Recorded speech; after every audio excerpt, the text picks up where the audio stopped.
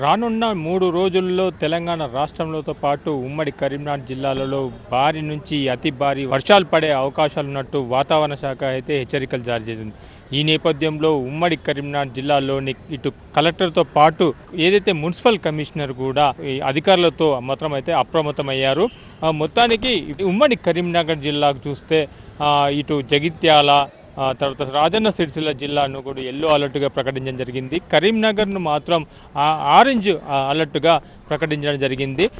ఏదైతే కలెక్టర్ అయితే పమేల సత్పతి గారు మీటింగ్లు ఏర్పాటు చేసి అధికారులతో మాత్రం చర్చలు జరుపుతూ ఏదైతే లోతట్టు ప్రాంతాల్లో ఏదైతే ఉన్నాయో ఆ లోతట్టు ప్రాంతాల్లో ఉన్న ప్రజలకు అప్రమత్తంగా ఉండాలని చెప్పుకుంటూ ఏదైతే వాళ్ళు సురక్షితమైన ప్రాంతాలకు వెళ్ళాలి అని చెప్పేసి మాత్రం ఇప్పటికే సూచనలు జారీ చేయడం జరిగింది.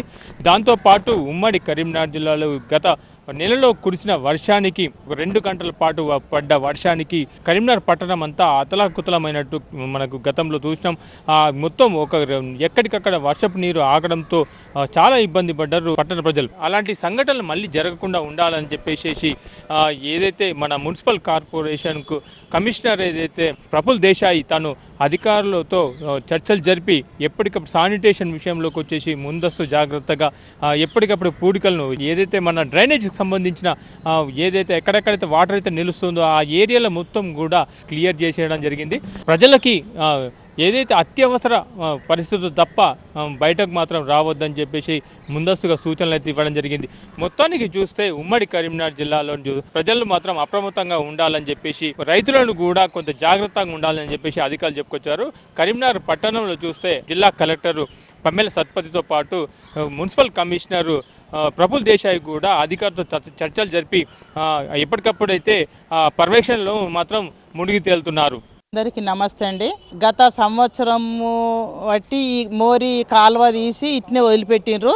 10 సంవత్సరాల బట్టి తిరిగి మేము అందరు నాయకుల దగ్గరికి వెళ్ళినాము. టీఆర్ఎస్, బీజేపీ, కాంగ్రెస్ ఏది వదిలిపెట్టకుండా అందరి దగ్గరికి వెళ్ళినాము. అన్నీ ప్రయత్నించినాము. అంతకుముందు ఈ గోడ లేకుండే ఇట్లా చక్కగా వెళ్ళిపోయేది. మొత్తం 2-3 డివిజన్ల నుంచి వెళ్ళి వాటర్ మొత్తం ఇళ్ళకే కలిపినరు. అప్పుడు మేము కోల ప్రశాంత్ వాళ్ళని అడిగితే ఏమన్నారంటే మేము అక్కడ దాకా తీసుకుపోతామని తీసుకొచ్చి వాళ్ళ డివిజన్ మటుకు తీసుకొచ్చి ఇక్కడ అపార్ట్మెంట్ దగ్గర వదిలేసిండ్రు. ఇక్కడ నుండి మాకు ప్రాబ్లం. లాస్ట్ ఇయర్ మొత్తం మా బోర్లు అన్నీ ఖరాబ్ అయినాయి.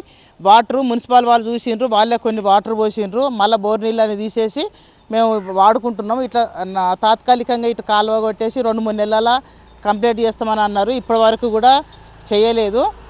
అటు ఇటు ఏదో చేసిన వస్తాను అంటున్నారు. రాత్రి మొత్తం ఇళ్ళకు నీళ్ళు వచ్చినాయి. అనే వాళ్ళ ఇల్లు కూలిపోయే పరిస్థితి ఉంటే అది కూడిపోయినరు. అది కూడిపోయినాక ఇప్పుడు ఆ నీళ్ళు మా నీళ్ళు మోరి నీళ్ళు ఎటు వెళ్ళాయి రిటర్న్ మళ్ళీ మా ఇంట్లోకే నీళ్ళు వస్తున్నాయి. ఇది ఏదన్నా అందరూ కూడా కొంచెము పరిష్కరించాలని అధికారికంగా కానీ ఎవరు కానీ అందరూ సరైన చర్య తీసుకోవాలని కోరుకుంటూ